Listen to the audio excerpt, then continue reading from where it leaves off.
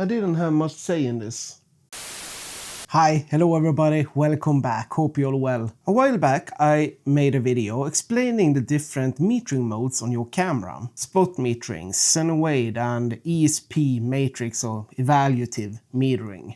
And in the comments I saw a lot of questions and some very strong opinions, basically asking why these modes even matter when you shoot in manual mode. And honestly, that's a fair question. If you're in manual mode and you control your aperture, your shutter speed, your ISO by yourself, why should this little exposure bar, the light meter, still have any influence at all? It sounds kinda irrelevant. But here's the thing, it's not irrelevant. It's just a little bit misunderstood. And today we're going to clear that up. And I'll show you this by doing some simple home experiments so you can try this at home. That proves exactly how metering still affects your manual exposure, whether you realize it or not. The first thing to understand is that your camera's light meter really has one single goal. It wants to make whatever it sees look like a neutral tone, specifically around 18% middle gray. You've probably heard about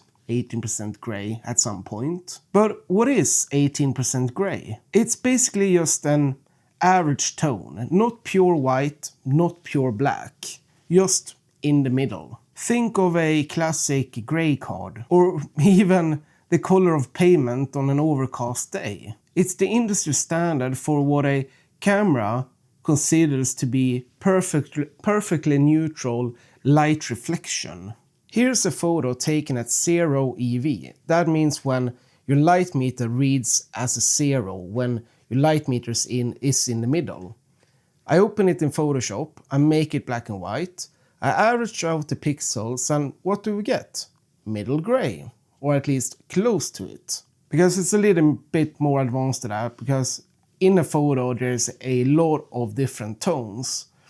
So averaging out the pixels is not the perfect way to do this, but it still represents it quite well. So when the little exposure bar in your camera sits directly at 0, that simply means that your camera thinks that the scene is exposed to that middle gray target. And whether you're using spot metering, evaluative or Zen-Wave, you're just telling what part of the scene it's taken its reading from to get that neutral tone. But for this video, all you need to remember is this. The meter is just a suggestion based on the assumption that your subject is middle gray. And that assumption is exactly when things start to go wrong. Before we jump into manual mode, we need to understand how much power the meter has when you give up control. When you shoot in any automated modes like aperture priority, shutter priority or program mode, the meter is the one calling the shots. Let's look at the problem in action. We'll use two simple subjects, a white closet door here at home and a black shirt. Things that many of you have at home. If you set your camera to aperture priority and leave the exposure compensation at 0 and you point it at something that's supposed to be white, the camera looks at all that bright white and says, "Whoa, too bright. I must darken this down to hit that 18% gray." The camera automatically speeds up the shutter speed for you, and the resulting image is gray and underexposed. Now point it at the black shirt. The camera sees all that shadow and says, "Too dark. I must brighten this up to hit that 18% gray." The camera automatically slows the shadow down, and the resulting image is also gray, but overexposed. You can clearly see that the camera, trying its best to follow the meter's advice, failed to capture the true color of the subjects in both cases. The only way to fix this in semi-automated modes is to use your exposure compensation dial to manually push your camera away from that 0 reading. This proves that a meter is the primary decision maker in these modes. Now, what happens when we switch over to manual mode? Here's the part where most photographers get wrong. When you switch to manual mode, the camera stops adjusting your exposure, but the meter is still influencing you. The metering mode you chose changes how the meter is interpreting the scene, which changes the advice it gives you, which often changes the decisions you make. Let me show you a simple control test you can do at home. My camera's on a tripod and I've locked my ISO, aperture and shutter. Nothing is going to change except the metering mode. Right now I'm in evaluative metering, or ESP, and the meter reads exactly 0 EV. But watch what happens when I switch over to spot metering. The exposure stays the same, but the meter suddenly thinks the scene is one stop darker. This is the key. The meter can't change your exposure in manual mode, but it absolutely changes what you think about the exposure. This happens because evaluative metering looks at the entire scene and tries to balance all the bright and the dark parts in the frame together. Spot metering, on the other hand, only looks at that tiny point where you're aiming at, usually your subject, and it ignores the rest of the frame completely. So even in manual mode, the meter is still reacting to the world in front of your camera. The difference is the meter is no longer changing the exposure. You are. That's why metering still matters in manual mode. So now you know that your meter is only giving you suggestions in manual mode. But I think this is where things becomes tricky. Sometimes, as we just saw, the meter suggestion is completely wrong. Not because the camera is broken or anything, but because it's making the wrong assumption. To show you exactly what I mean, let's go back to the two examples from earlier this video, but this time in fully manual, and we're going to completely ignore the meter's suggestion. First, the white door.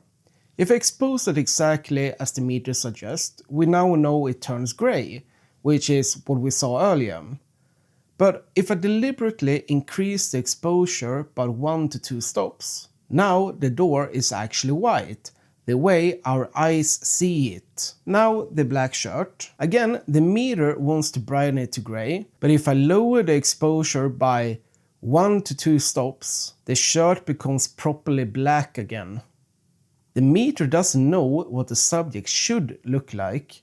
It only knows what 18% gray looks like. To make things look white, you must brighten the image. To make things look black, you need to darken it. You're overriding the meter on purpose, because you know the intention. The camera doesn't. And if you're shooting in automated modes like I am, I mainly shoot in aperture priority, how you would achieve the same thing is just dialing your exposure compensation either up or down to get the result you want. And I would say this is where exposure stops being technical and starts becoming creative. So now we know two things. One, the meter only gives suggestions in manual mode, and two, those suggestions are based on the assumption that everything should look neutral, which means exposure is no longer about what the meter thinks the image should look like. It's about what you want it to look like. If you want a bright, airy look, you expose brighter. If you want a dark, moody look, you expose darker.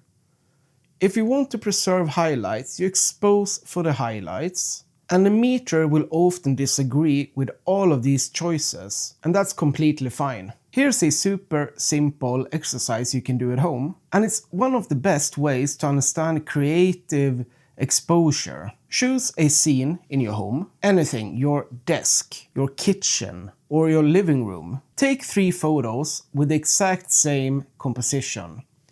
Start with one at 0 EV and one with +1 EV, and then finish off with a -1 EV. All these photos will feel completely different, even though the scene hasn't changed at all. That is creative exposure. That's where the meter stops being the decision maker and starts being a tool. The meter isn't there to tell you what's right or wrong. It's there to give you a reference point, a starting point, something to push toward or away from, depending on your vision. In many cases, the meter will complain. Just ignore it. So in the end, metering is relevant in manual mode, but not because the camera uses it. It's relevant because you do. And the more you understand what the meter is trying to do, the more confidently you can decide when to follow it and when to override it. Alright guys, that's it for today. Thank you so much for watching. I really hope you enjoyed the video, and if you did, give it a like and consider subscribing. I appreciate it so much. But until next time, have a good day or evening whenever you're watching this. Out.